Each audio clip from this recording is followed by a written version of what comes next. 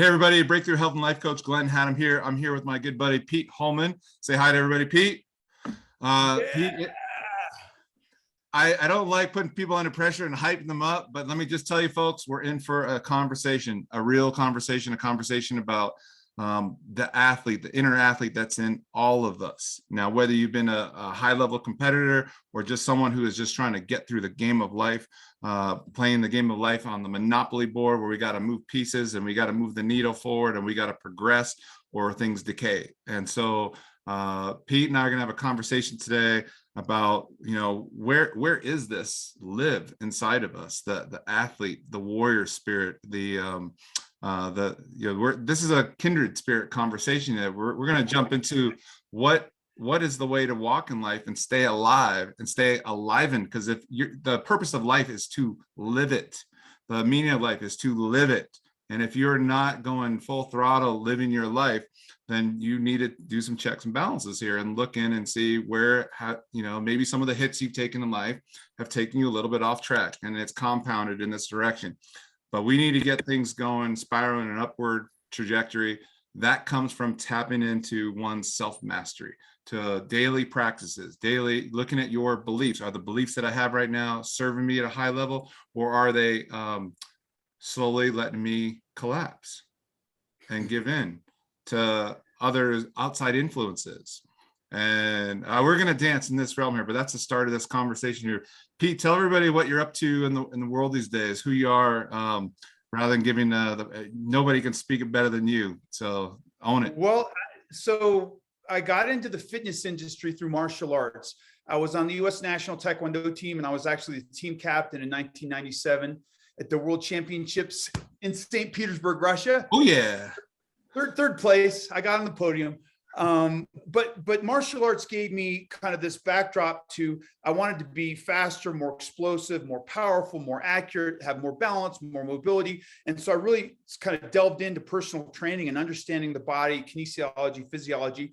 And that's what led me to become a personal trainer. And then I trained so hard and competed so hard that I was constantly injured. And that's what got me into physical therapy. So that's kind of my clinical background. And then about 14 years ago, I started designing and developing products in the industry. My first product was called the Functional Training Rack, which was a storage system for physical therapy clinics and boutique gyms. And then I created something called the TRX Rip Trainer. I created something called the Nautilus Glute Drive, which is a plate-loaded hip thrust machine, great for your glutes and posterior chain development. I'm about to launch.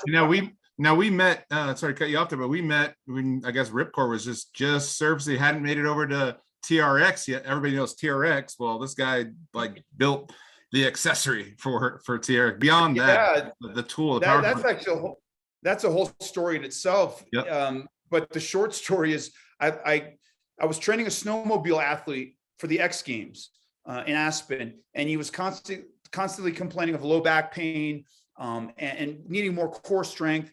And so one day I was laying in my bed and I looked up at the closet rod, literally in my closet.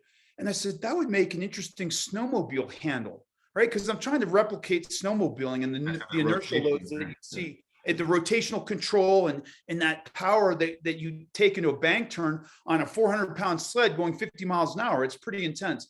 So I literally threw all my clothes off the closet rod, ripped it out of there, screwed in an eye bolt on one end and connected an elastic resistance cord and just started kind of pushing and pulling and rotating around like I was on a snowmobile. Then of course the martial artist got out at me and I was, striking and chopping. And after 15 minutes, I was in a pool of sweat and I said, man, I think I'm onto something.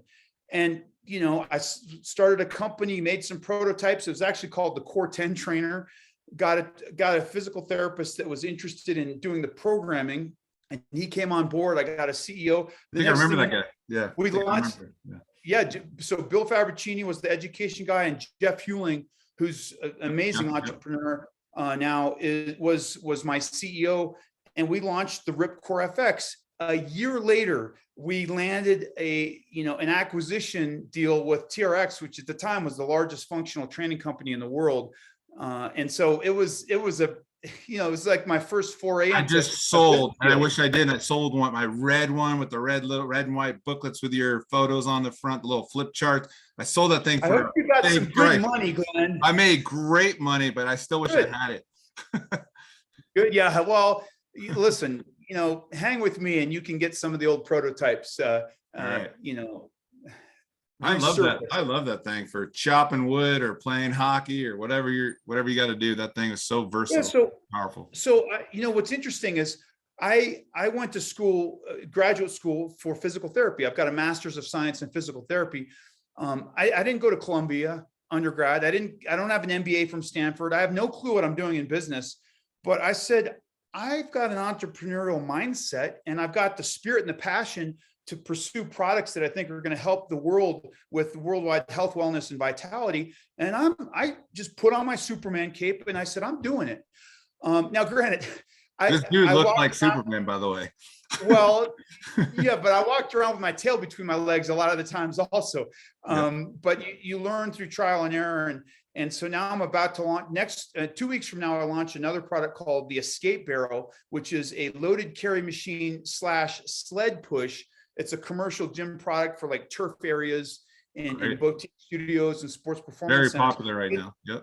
But it's a great, it's a way to build strength.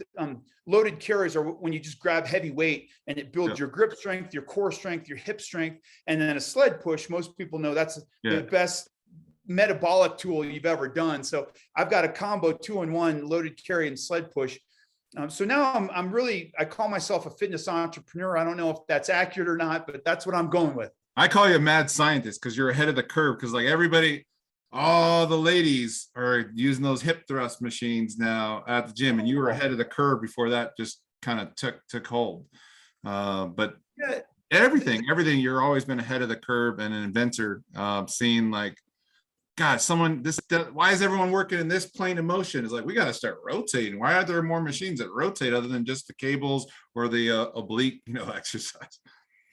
Exactly. Yeah. I'm not sure. I really appreciate that compliment. I think vision is important. I mean, you think about, I love athletic analogies and, you got to see the field. If you're a basketball player, you got to see the court.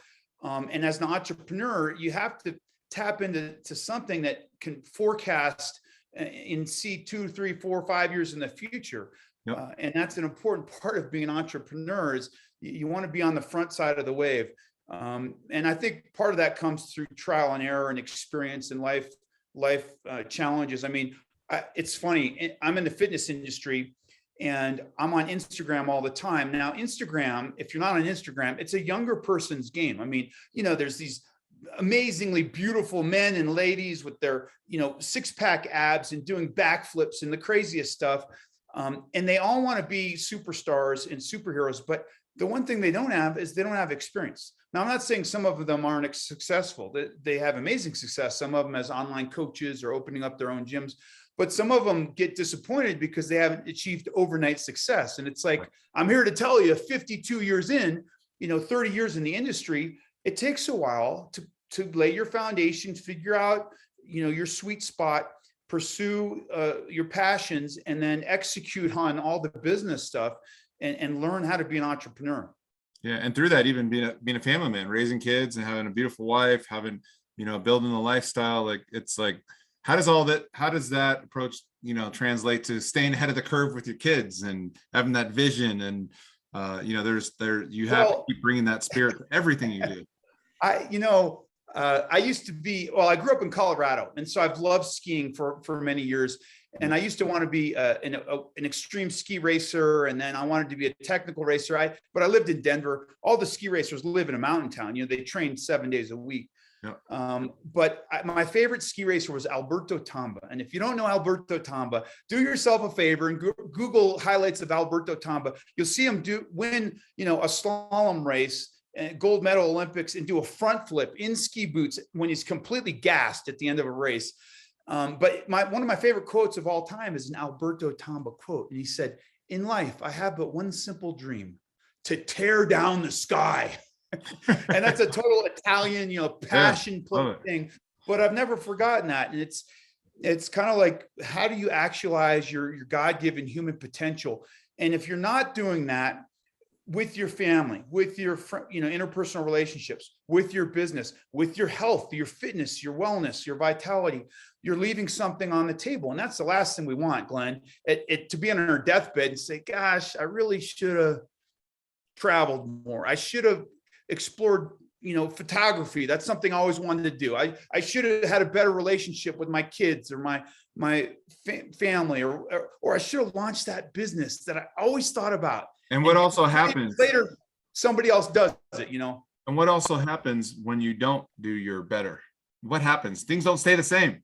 Like they're either improving on an improvement trajectory, or they're going to hell in a handbasket because you've neglected some areas. Well, yeah, and I want to say something very important, because it's easy to stand up here in my pulpit and preach the gospel about, go do this, conquer the mountains and passion plays and all this stuff. But you're going to have these insults and I call it getting pinballed around. You're a ball and boom, boom, you're just getting knocked around the pinball machine. And what happens when you do that? The natural person has a little bit of a down, a little bit of a trough, right? They have some depression. They have a rough day. And we tend to, especially in social media, beat up on that. Hey, just power through, if you're in hell, keep going. And all those because we can't be with that, or we haven't been conditioned to be with that. We try to tell someone to just hurry up and get over that part and get back to the version of you we all like. Yeah, that's the real you. And I'm like, no, exactly. I'm all of this. So here's the solution. I read a really amazing book once. It was called Tuesdays with Maury, and it's by I've read that book. I actually have a client that pretty much remind me of that, because I got my speaking lessons from him. It's an old classic. I think it's a New York Times bestseller. Yeah. It's a pretty quick read. It's worth checking out from a spiritual level. Mm-hmm. And Mitch Albom is this sports reporter who's a young professional. His favorite collegiate teacher is dying of, I think, Lou Gehrig's disease or some degenerative condition, and he's dying. It's terminal. And so the young professor, the young journalist reunites with the professor, mm-hmm. and he says, "Hey, I'd love to come just see you once a week." And so that's Tuesdays with Maury. Every Tuesday he goes to see his professor Maury. And the journalist says, "Maury, I got to be honest with you. I don't know how you do it. Every time I come, you're so upbeat, you're so relevant, you're so passionate, but yet you're dying of this, degenerative disease." And Maury says, "Oh, you didn't see me this morning." And Mitch Albom says, "Well, what do you mean?" He's like, "Oh, I cried buckets for 10 minutes straight. I cried. I couldn't stop it. I was screaming, uncontrollably crying." And he said, "But after 10 minutes, I got up out of bed. I opened up the shades and a bird flew by. The clouds were drifting slowly in the backdrop, and the blue sky was on the horizon. And I said, here I am. I'm still alive. I'm going to enjoy this day." And the point is, and this has resonated with me since I read that book, the point is, it's okay to have that suffering and feel the feelings of sorrow and despair and being downtrodden or having a rough day. We have to hold space for that. Allow it. Yeah, and embrace it. But then at some point, you got to open up the blinds. Yeah, I think often we it's like watching a movie and rewinding, the emotional part. It's like, got to move on with the rest of the movie. You got to just not hug that entertainment of that aspect. Yeah, I mean, and keep in mind, it's the power of intention. Wayne Dyer was this spiritual leader. If you don't know who Wayne Dyer is, he's another great one to look up. Just a really, when I say spiritual, not religious, not any one religion. He talked about Hinduism, Judaism, and Catholicism. Universal truths. Yeah. But just such a smart guy and so connected to his soul and to other people's soul as human beings. And I really appreciated Wayne Dyer. But anyhow, he talked about the power of intention. And, so his thing was, the more you think about things, the more they become relevant in your life. And so he would say things like, "Hey, if you want a new house, start putting pictures of new houses in your on the mirror in your bathroom, or in your office table. If you want to, a new relationship, start putting images of your ideal woman or man, or whatever, husband, significant other, and start writing down the character traits that they would that they would possess. And so, the power of intention is very important. However, it works the opposite, right? If you're constantly thinking negative thoughts, your brain almost gets neurologically conditioned, and it almost likes, it's like ski tracks, when there's a couple of ski tracks and you try to get out of the tracks and somehow you end up stuck back in those tracks. It's very hard to get off the tracks once you've been on them for a while. And sometimes you got to get off the tracks to find new paths and ways of living. So, if you change the way you look at things, the things you look at change. Yeah. And that's what Wayne Dyer would always say about, your power of intention, frame things up properly, take the time to have the heart and feel those emotions, but then, boy, you got to move on. Yeah, you got to give them like, okay, I've given you a certain amount of attention. And it almost actually, when you actually turn towards even discomforting feelings, I've learned this through a lot of trainings, is when you can pop out of your head and drop in your body and feel those difficult feelings, you're just honoring yourself, because what you resist persists. So if you actually just drop in and feel those feelings, they dissipate. They're like, it's very short-lived, and there's a calmness comes over you. And so I usually, allow that aspect of the day when things come about now, versus I'd run from them. I've even, I always joke around, and like, there's one point where I really tried to like run for myself and these horrible feelings I was feeling. And I literally got in my car and I drove in the mountains, and I was like, you're still there. Like I couldn't get away from myself. Like I literally had to do it that loud for myself to go, that's silly. And you can see on my backboard here at the top corner there, you can see I got like this little rock mountain that I'm going to do, and there's surf in the next quarter of the year. But it's like I'm climbing Devil's Tower next. That vision's been planted, and I've been bringing intention and thought, and thoughts become things. So I've been bringing that constant, I'm going to be successful this, and who knows what mystery is going to be invited into my life, in addition to the desired outcomes that I'm maybe thinking I'm going to get out of that adventure. And so it's allowing yourself to freely move towards these higher options. I agree with that wholeheartedly. And, I think that's one of the purposes or values of meditation, is that they say when you meditate, you're forced to sit with yourself and feel all the feelings and emotions you're having. And a lot of them are not healthy. They're negative. But as you sit with yourself, at some point you start to have some gratitude. You're working on your breath, and hopefully you're saying, hey, I do have a lot of opportunity. I am grateful for certain things that I have in my life. And, tomorrow's a new day. So it's that's the biggest challenge. So it's just constantly, I think it's confidence. Like, it's interesting. I actually had a period in middle school where I was bullied and really severely bullied. I remember one time I was locked in a locker in 8th grade, and after athletics, it was the end of the day, and these guys locked me in a locker, kind of the popular kids in school. Yeah. And I was kind of scrawny and late to develop. And, people see me now, 6'2", 220 pounds. They're like, come on, you weren't bullied, Holman. And I'm like, I was bullied. And so anyhow, here I am in the locker, right? And everybody leaves, and I'm wanting to cry out because, it's uncomfortable. I'm nervous. I'm scared. I'm claustrophobic, and I'm stuck in a friggin' locker. But I was so embarrassed. Like, my ego wouldn't let me cry out. Yeah. Because I didn't want somebody to find me. And then I realized how, humiliated I was. Anyhow, so this janitor comes by, this older janitor, and he kind of hears something. And he's like, hey, is somebody back here? And I'm like, me. And so anyhow, this dude opens up the locker, and it was an old janitor from the school, black dude, just real soulful eyes. Like, he looked deep into me, and he opened it up, and I was kind of shaking, and I couldn't look him in the eyes. And he said, look at me, son. And I looked up at him, kind of, scared and downtrodden. And he said, listen, man, this is a blip in time. This doesn't define you. And he shut up, and kept mopping the floor. And I walked away. Nothing. And I'll never forget that. I was like, holy cow. And boy, did it put in perspective. Now, two things about that is your experiences in life, they are just blips in time. So no matter how painful and how much sorrow you're going through, tomorrow is a new day, the sun will shine again and all that stuff.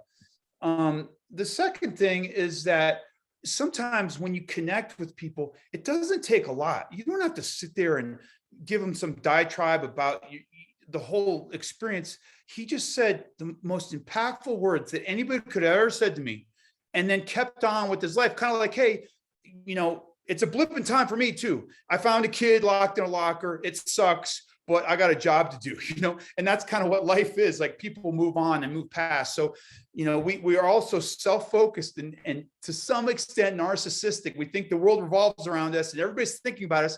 Not really. People got their own stuff to deal with. So there's my locker story. I love it. Yeah. I'm just picturing like a Steve Urkel guy back then, who's just like fragile with the world, got impacted by that. And then what maybe happened like next? Cause like you're this, got the body of a 20-year-old Donna still, and yeah, baby. Like how does that, sculpt out? Cause I know we've all heard Tyson say, I got picked on and then like, no one's going to hurt me anymore. I was like, and no one was going to hurt him anymore, but in different ways, you still carry that in the basement until, like you probably brought into your martial art world some spirit, but then that had to get morphed into a healthier relationship with life. Yeah. I mean, there's a terrible cliche, that which does not kill us makes us stronger. Right.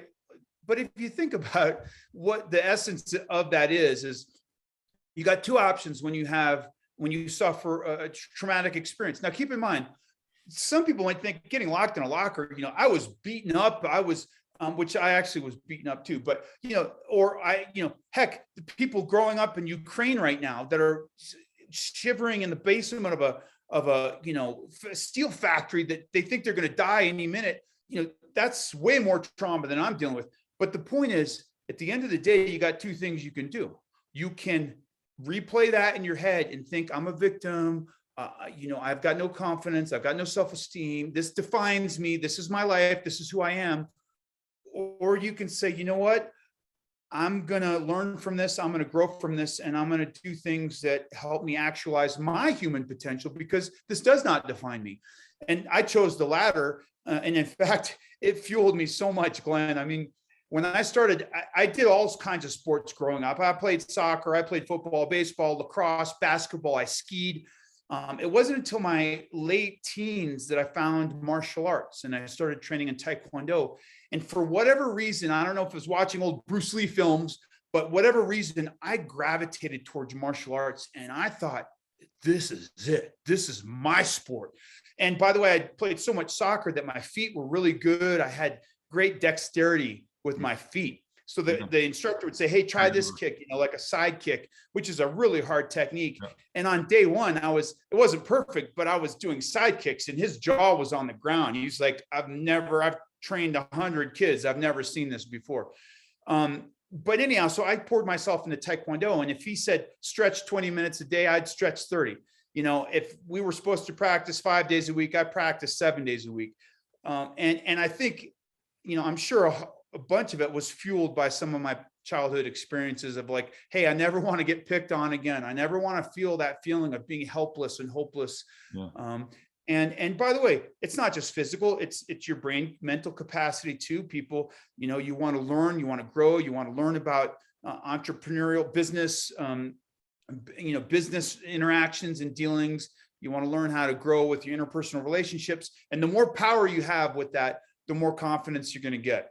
Once again, trying to actualize your human potential. Yeah, both of us being kind of physical specimens, I'm always trying to tell people, one of the first lessons of the first day with clients is always having them, asking them how they're measuring things and getting a gauge of how they observe things, which is always like, well, what percentage of this physical activity you're doing here is physical and what percentage is mental? And, getting them to flip it the other direction, realize it's 100% mental, and it's all up here. In fact, mainly we just got to remove this block that you're putting in the way of things. Is actually everything's already here, but you actually are putting this block that says not yet, not until I stack up so much evidence. And we've got the, it's like they got to make this appropriate behavioral modification, but then there's this belief system that's maybe served them up until now, but it's not going to work going forward to accomplish what they really are here for to accomplish next. You know, it's crazy, Glenn. We all have governors, right? A governor is something like on a carburetor. If you're in NASCAR or whatever, and it only lets you go a certain mile per hour, right? It governs your speed. And we all have these self-imposed governors. And if you talk to an ex-Navy SEAL, for example, you know, when they started Hell Week at Buds or whatever, and I don't know if you've watched, you know, Buds Navy SEAL training, it's just ridiculous. You're doing push-ups in the you know, Pacific Ocean at 7 a.m. for 3 hours straight in the surf. And people ring the bell, meaning, hey, I quit. I can't handle anymore. And every SEAL you talk to will say, my mind, I'm just on this tightrope, right? Like, I probably should just quit. This isn't for me. And then, but let me just do one more push-up. Just one more. And then they kind of slip back here. And then 10 minutes goes by and they're like, there's no way I can't do this for another 5 minutes. And then they get through 5 minutes more. And what they'll say is that in their brains, they had a governor at, I'm making this up, but 75% of their, what they thought was physically and mentally capable of them accomplishing. Right. And they all went to 85, to 90, to 95, sometimes 100% of what they thought they could never do in a million years. And yet they did it and they never rung the bell. And then they became a Navy SEAL. I'm not saying that's a great life choice. I'm just saying that's documented stuff of people having a belief system that says, I can't do this. Oh, that's too hard. Probably not for me. And then they surpass that. And if you think about anybody that's been successful in anything, how about a relationship? Everybody knows a relationship, whether it be with your kids, your spouse, your you know, business partner. You know, you're going to have ups and downs, and to get through that, you think that's it, I'm done. And then a day later, you're like, well, let's talk through this. And, you know, we all go through that song and dance. And that's when you come to realize that you're capable of much more than you think you are. Yeah, we're all so much more capable. And gosh, you can watch the videos of this Navy SEAL stuff, but just watch one of these guys in the swimming pool, you know, not being able to come up for air until they accomplish the task, you know, and you're going right to the edge of like, I'm gonna like pass out, I'm gonna like drown, you know, and diver's gonna have to come and resuscitate me. Talk about like really going to your limit. And yeah, what if we all on a regular basis just got comfy being out at the edge of our limits and pushing that governor up and recalibrating that. I mean, I think you've had to do that numerous times throughout your competitive years, but you also have to do that in being a business owner, or being a parent when, you know, shit hits the fan and it's midnight or 1 a.m, you got to go to the hospital or something. But this is like, okay, like we can always do more. Well, and I think that's one of the best things. I tell my clients this all the time about strength and conditioning, working out. It's one of the best ways to prepare yourself for, excuse my French, the shitstorm of life. Like, which is coming. It's coming. It's around the corner, guaranteed. I don't care if you're on a high, a 6-year high, the 7th year is going to be a trough. But it's through those trials and tribulations of in the gym, pushing yourself, training when you're tired, you know, you got cortisol, your stress levels are up, you're going through relationship problems, you have a problem at work, and you say, you know what, I'm just going to do a little bit today, workout. And the next thing you know, you've had an hour workout, and you've just forged through that barrier, that hurdle, that adversity. And what it does is over time, you just build this capacity and resolve that becomes indomitable spirit. You know, we talked about that a lot in martial arts, and that's a spirit that cannot be dominated, a spirit that cannot be broken. And to the extent that you have that, you're going to have a much better chance of succeeding in this life on all facets.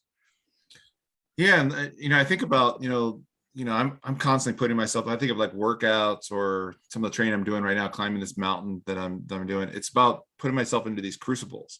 I put myself into these fires because as a man, I'm forged through the fires I put myself through, and I need to do these on a regular basis. And often, a lot of people think about going to the gym or going for a run or spin class, and it's just like I'm gonna do a little less and a little less and give myself a pat on the back that I did something.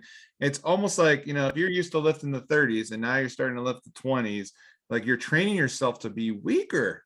You're not training yourself to be stronger. You're throwing in the towel slowly, gradually, but you're starting the cycle that's compounding in this direction here. And I think that what you've done, Glenn, on your board behind you, and it looks like you've got some quarterly goals. Yep. And I'm not sure if they're all physical or if there's some spiritual or I tackle things by business, health, and relationships. I kind of look at the three-prong approach. So this is beautiful. But I tell you, it's the most simple thing you can do. I was in a little bit of a rut in my training. I'm going through some issues, some relationship issues. I just got stuff going on and feeling sorry for myself, wasn't working out as much, eating a little bit more carby, junky stuff than I wanted to. And I said, man, I got to flip the script. How do I do it? Well, I'm a competitive athlete and I'm very competitive. So I said, I got a Concept 2 ski ergometer, which is, it's kind of like a rower, but you use your arm. I have one right here outside my door. Oh my gosh. If you've never tried one out there, viewers at home, go do yourself a favor. The reverse of the rowing machine. 85% legs on the rowing machine. Now it's like.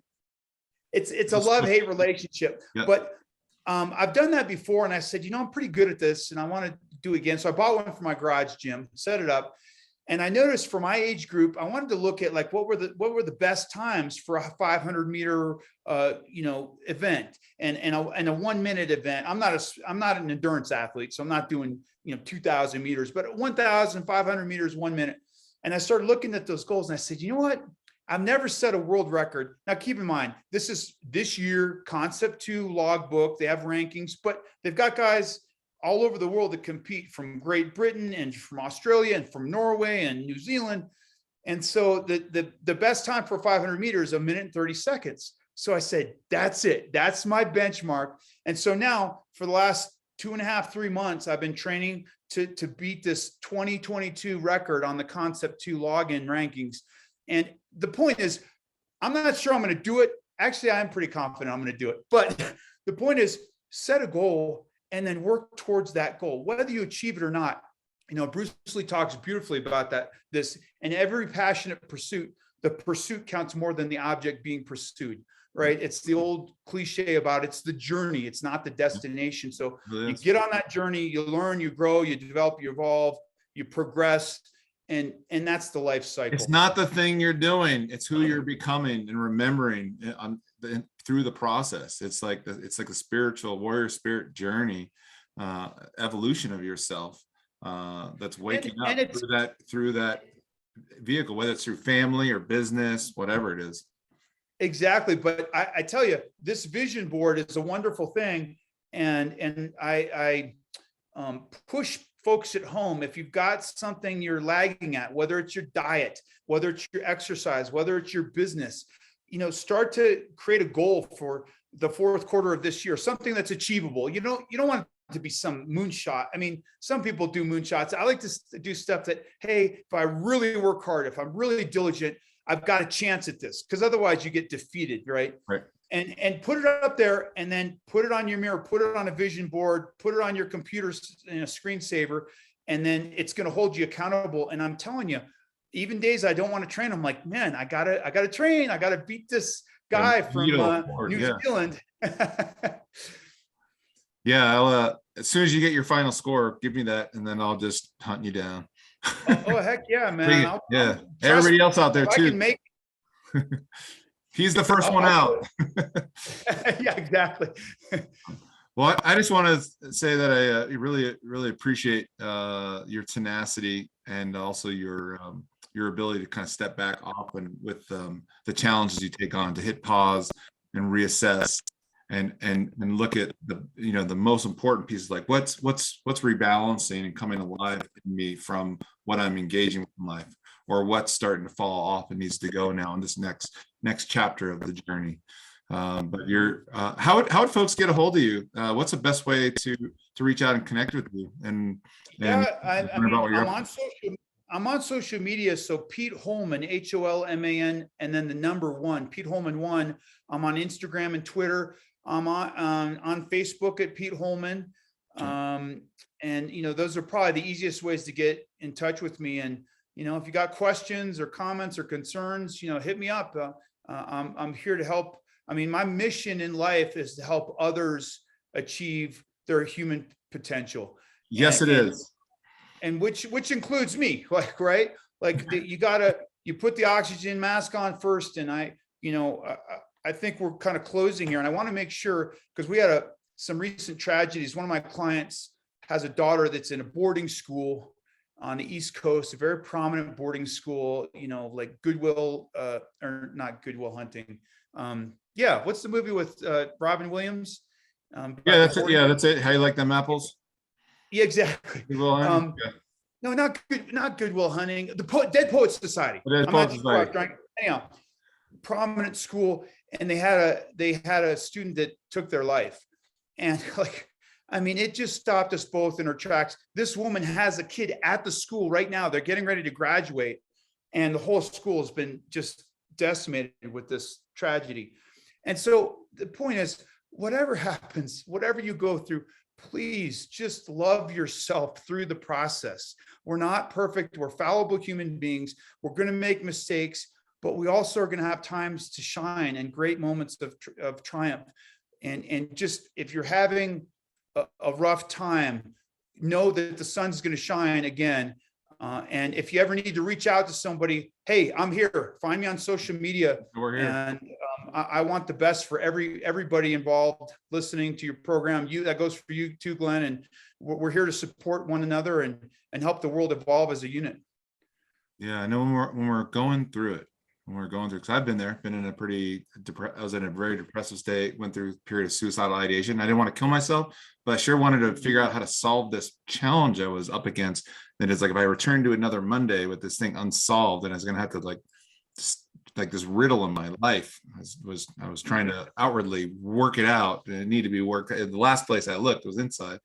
And we need folks in our lives to remind us when we're in those places. If it's not been traditional in society, but if we can kind of escape the conditioning and realize that we're all here to remind each other that we can get through this thing in this moment, just like that locker opening up. It's like,